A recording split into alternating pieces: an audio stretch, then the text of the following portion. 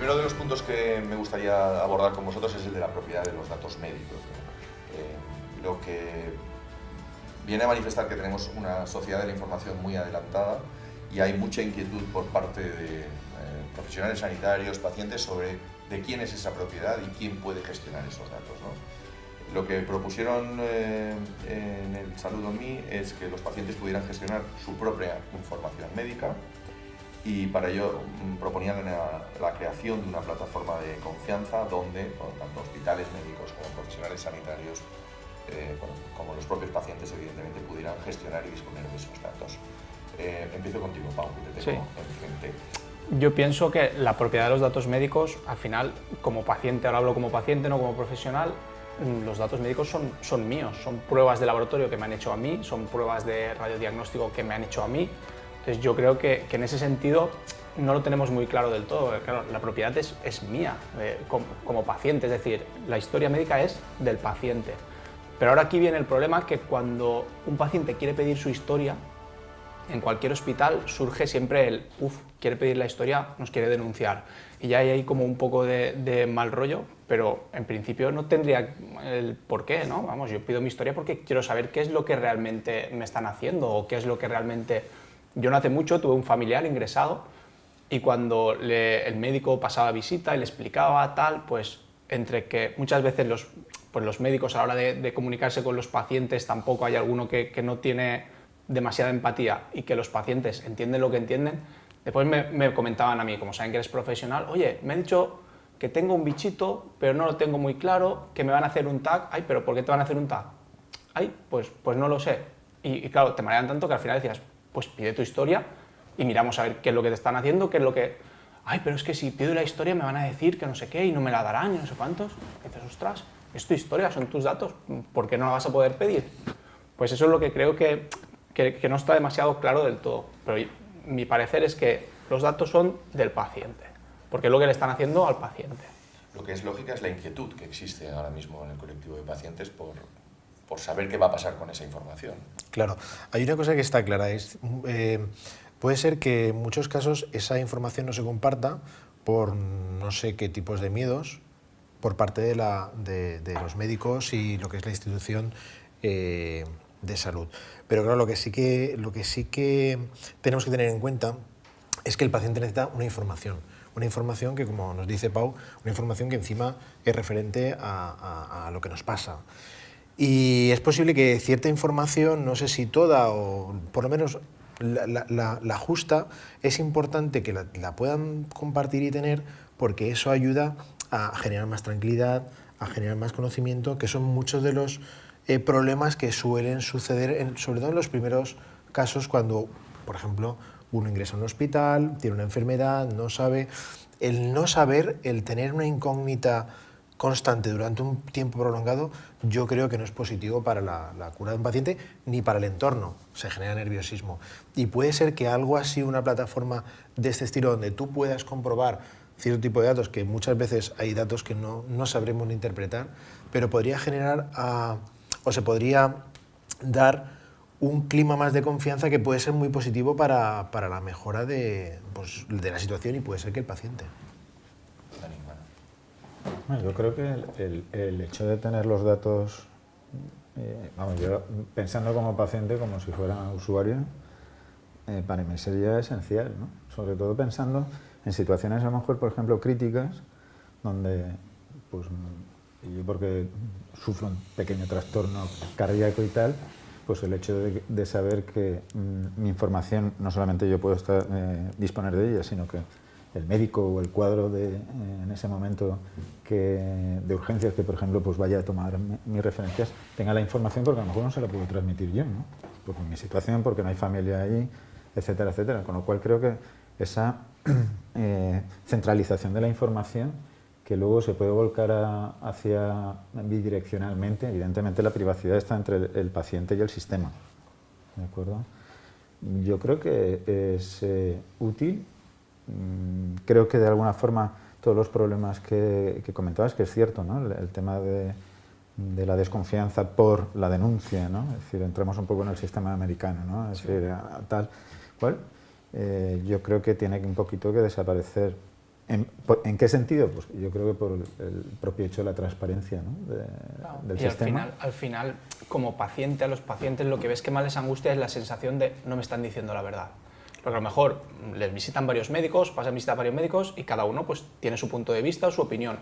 Y ya como son dos cosas diferentes es, uy, algo me están escondiendo, no me están diciendo la verdad. Y a lo mejor solo el hecho de pues, que te den la historia y comentarlo con el vecino que es enfermero, con el otro que es médico y tal, y que te digan, pues lo están haciendo bien o realmente yo lo haría así, eso generaría mucha más tranquilidad. Al final tú estás, además son tus datos, no es que estés pidiendo los datos de la vecina, porque eso sí que es verdad que genera mucha inquietud entre los usuarios o pacientes, la sensación de eso, de algo no me están diciendo o algo no me están contando. Entonces, Pero estaríamos hablando en todo caso de la propiedad, no de la gestión. Es que Quiero decir, porque un paciente, ¿hasta qué punto puede gestionar sus propios datos médicos? Pues debería, en algunos casos debería, ¿no? Es un poco lo que estaba diciendo él, ¿no? Cuando tú haces una prueba médica tienes unos datos. Obviamente pues esos datos son para hacer algo con esos datos. Los datos puros en valor objetivo, pues sí, son del paciente, pero también son tuyos como profesional médico para tomar decisiones. Y yo creo que el nudo de la cuestión es qué se hace con esos datos y quién los hace. Por ejemplo, el tema de las bombas de insulina se descarga mediante una app externa o una web externa. Esos datos se filtran a través de una empresa externa. La empresa externa se queda esos datos. ¿Por qué la empresa es externa y no se vuelcan los datos exclusivamente a un sistema sanitario? En el caso de los stent, por ejemplo, yo creo que puede ser algo similar, que no sé cómo se descarga un stent, pero igual el stent, la única forma de descargarlo en tu casa como paciente es a través de una web de la empresa, ¿no? Y ahí entran un poco, creo, la privacidad que tú estabas comentando, ¿no? Y yo creo que uno de los problemas que puede haber en este sentido, y de hecho ya hay mucho debate porque se empiezan a vender datos médicos anonimizados, pero se empiezan a vender datos médicos. Ya empieza a haber iniciativas de los propios colectivos de pacientes para gestionar la información. Por ejemplo, en Cataluña se acaba de poner en marcha una asociación para la protección de datos médicos, ¿no? Con muchos colectivos, etcétera. Pero viene a través de los usuarios, de los propios pacientes. Porque tú lo que estabas comentando de los datos es la petición de datos que se hacen. ¿Por qué es? ¿Por este tema? ¿O es porque se piden datos desde un punto de vista científico? ¿O las propias empresas están pidiendo datos para manejar? ¿Te refieres a lo de la bomba de insulina que he dicho? Por ejemplo. La bomba de insulina, para un paciente, actualmente cualquier marca comercial, tú te la tienes que descargar mediante un programa que vuelca los datos y desde tu ordenador pasa, no se sabe bien por dónde, y se almacenan los datos en algún sitio. Si quieres pensar bien, pues vas a pensar bien. Si quieres pensar como yo, pues pensarás que los datos son los que da alguien. Hombre, en algún sitio tienen que estar. De hecho, se ha demostrado que los datos salen del ordenador y llegan a sitios donde no debían de llegar. ¿Qué se hace con esos datos? Pues vamos a pensar que se optimiza el tratamiento. También podemos pensar que se venden para otros intereses. Lo que está claro es que una sociedad con la que vivimos actualmente, donde la información está tan a la mano de todos, lo que no puede ser es que nuestra información en términos de salud no esté. O sea, no podamos tenerla. Tú, por ejemplo, en un campo paralelo, como puede ser el de accidentes de un vehículo, tú puedes llamar a un consorcio y los datos de accidente los puedes tener tu aseguradora como empresa que está gestionando tus datos y tú como propietario del vehículo accidentado. Ninguno más. Pero bueno, tú tienes acceso, tú puedes llamar y saber en qué estado está el trámite de tu vehículo. Entonces, ¿cómo eso no puedes acceder a tus datos mínimos que tengan que ver con tu salud? Está claro que son dos planos distintos, pero tú tienes la autoría de algo que se supone te sucede a ti. Aparte de lo que puede suponer positivo o no, que bueno, si hubiera algo negativo sería el miedo por los doctores o por quien sea en que un mal contraste o un mal diagnóstico contrastado pueda suceder, pero es que tú te vas a ir a pedir otro diagnóstico a otro sitio, aunque no tengas los datos. O sea que ese miedo no hay que tenerlo. Yo creo que el deseo está claro o la propuesta encaja perfectamente con lo que ha pedido la gente en Salud.me, pero como os comentaba al principio, mi idea es ir un poco más allá. ¿Esto es viable? Es decir, lo que estamos pidiendo, que los pacientes puedan gestionar sus datos y tal, ¿dónde veis las principales barreras, los principales límites? ¿O no los hay? ¿Realmente la fuerza de peticiones populares puede acabar consiguiendo que cambie hasta ahora? Porque hasta ahora esta inquietud no existía. Viable es, pero va a costar porque también aquí entramos en el terreno ya de los datos de Internet y de la seguridad del Internet.